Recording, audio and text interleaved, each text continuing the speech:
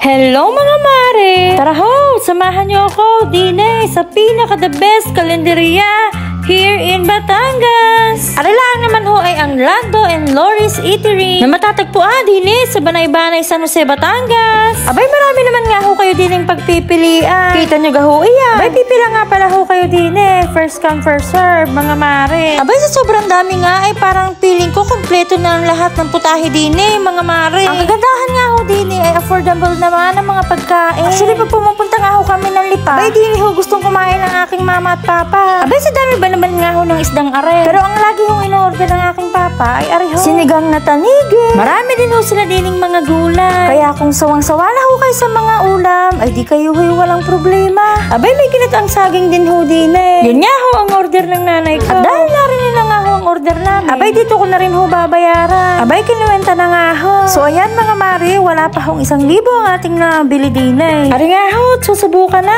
ng jowa ko. Ay sigurado naman nga hong magugustuhan. Abay, kasi sarap naman nga ho ng pagkain din eh. Ay siya, sana ho'y nagustuhan nyo ang video. Thank you for watching. God bless!